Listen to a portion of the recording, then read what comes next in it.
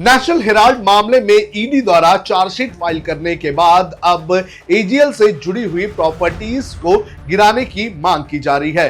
मुंबई के कई इलाकों में भारतीय जनता पार्टी के नेताओं ने पोस्टर्स लगाए हैं और पोस्टर लगाकर यह मांग की गई है कि इन प्रॉपर्टीज पर जल्द से जल्द बुलडोजर चलाया जाए। मुंबई में कौन से बीजेपी के नेता ने ये पोस्टर्स लगाए हैं, पोस्टर्स में क्या है और क्या है ये पूरा मामला, इसकी जानकारी आपको इस वीडियो में देंगे। नमस्कार, आप देख रहे हैं लोकमत हिंदी। मेरा नाम है सोनू कनौजिया।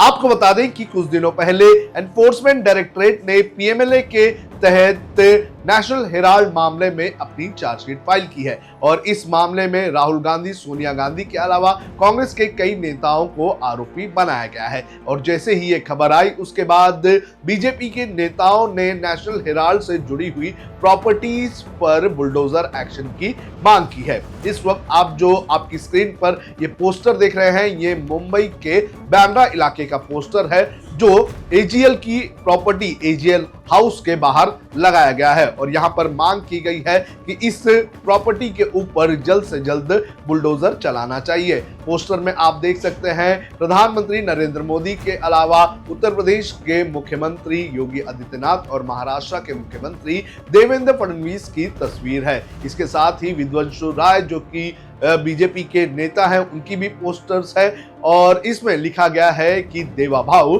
बुलडोजर चलाओ, यानी कि देवेंद्र फडणवीस एजीएल हाउस पर बुलडोजर चलाओ। और विध्वंसु राय जिन्होंने ये पोस्टर लगाया है, उनका ये कहना है कि जो एजीएल हाउस है मुंबई के बांद्रा इलाके में, वो एक भ्रष्टाचार का स्मारक है और इस पर बुलडोजर चलाकर एक बड़ा संदेश जो है वो भ्रष्टाचारियों को बीजेपी की सरकार की तरफ से देना चाहिए और इसी के चलते इस पर बुलडोजर चलाने का काम किया जाना चाहिए। ऐसे पोस्टर्स की अगर बात करूं तो ना सिर्फ बांद्रा में लगाए गए हैं बल्कि अंधेरी, जोगेश्वरी, वर्सोवा, ऐसे कई इलाकों में विध्वंसु राय जो कि बीजेपी के नेता हैं, उन्होंने ये पोस्टर लगाए हैं और पोस्टर लगाकर ये मांग की है कि एजीएल की प्रॉपर्टीज पर जो है बुलडोजर चलाने का काम किया जाए। हालांकि सुप्रीम कोर्ट की गाइडलाइंस की अगर बात करें तो पहले ही सुप्रीम कोर्ट की गाइडलाइंस का उल्लंघन नागपुर म्युनिसिपल कॉर्पोरेशन की तरफ से हुआ है, जिस पर नागपुर म्युनिसिपल कॉर्पोरेशन को माफी भी मांगनी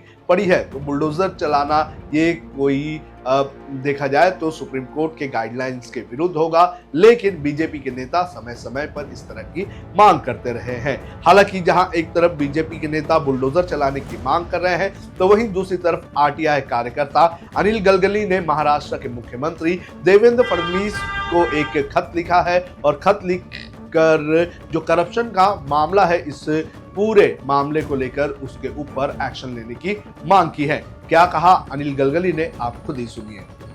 नेशनल हेराल्ड से जुड़ा हुआ मुंबई में भी एक ज़मीन है जो बीकेसी के हाईवे को लगकर है। इस ज़मीन को 1983 को सरकार की तरफ से अलॉट किया गया था ताकि वहाँ पर लाइब्रेरी का निर्माण हो, रिसर्च सेंटर बने और एक अखबार का कार्यालय बने। दुर्भाग्य से 30 सालों तक एजीएल ने वहाँ पर किसी भी तरह का निर्माण काम नहीं किया। हमारी शिकायत के बाद निर्माण काम शुरू हुआ मगर 2011 में उस वक्त के मुख्यमंत्री पृथ्वीराज चौहान, राजस्व मंत्री बालासाहब थोरात, इन्होंने वहाँ पर कई सारी जो वायलेशन किया गया था उसे उन्होंने नियमित किया और करीब 3 करोड़ का उसका जो ब्याज भी माफ़ किया। सबसे बड़ी बात है कि लीज की ज़मीन को उन्होंने मालिकाना कर दिया। हमारी शिकायत के बाद जब मुख्यमंत्री देवेंद्र फडणवीस आए, उन्होंने गौतम चटर्जी की एक कमेटी का गठन किया। उस कमेटी ने ये सभी मामलों की जांच करके रिपोर्ट सौंपी कि इसमें वायलेशन हुआ है, अलॉटमेंट 2 बार किया गया।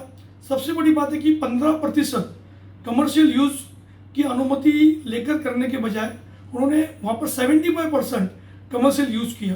उसके अलावा जो ब्याज माफ़ किया उस पर भी उन्होंने आपत्ति जताई। सबसे बड़ी बात है कि कलेक्टर की भूमिका पर भी उन्होंने सवालिया निशान खड़ा किया। हमारे अभी सरकार से यही मांग है, जो गौतम चटर्जी की रिपोर्ट है उस पर कार्रवाई करे, जुर्माना वसूल किया जाए और जो लोग इस करप्शन में लिप्त थे उन अधिकारियों पर, मंत्रियों पर भी सरकार कार्रवाई करे।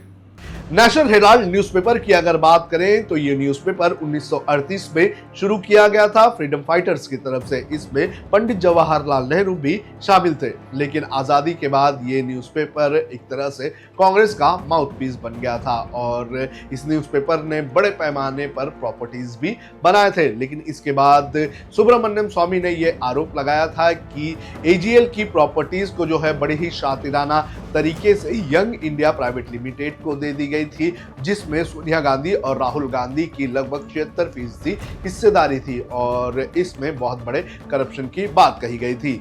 जो आरोप लगाए गए थे उन आरोपों के अनुसार महज 50 लाख रुपए में 2000 करोड़ की संपत्ति पर कब्जा करने का आरोप लगाया गया था और इसी को लेकर लगातार मामले में जांच चल रही थी। हालांकि सोनिया गांधी और राहुल गांधी को इस पूरे मामले में जमानत मिली हुई थी, लेकिन कुछ ही दिनों पहले ईडी ने इस पूरे मामले में चार्जशीट फाइल कर दी है। चार्जशीट फाइल करके ईडी ने राहुल गांधी और सोनिया गांधी पर जो है पीएमएलए के तहत मामला चलाने की बात कही गई है और अब इस पूरे मामले में 25 अप्रैल को सुनवाई होनी है और 25 अप्रैल को कोर्ट ये तय करेगा कि क्या इस पूरे मामले में जो चार्जशीट फाइल की गई है उसके अंदर आगे सुनवाई करनी है या नहीं करनी है।